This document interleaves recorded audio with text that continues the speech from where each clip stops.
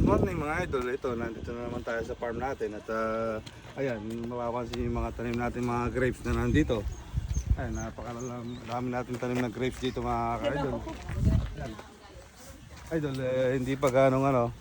Ayan, yung konti pa lang yung mga bunga niya, hindi pa hinog.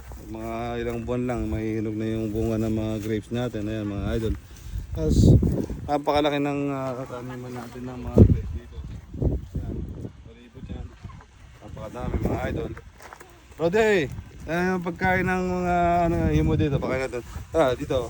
Ano yung mga alaga natin mga manok. Sa himo. Mga idol. Ayan. Tara, papakita ko sa inyo. Ayan, ganda-ganda oh.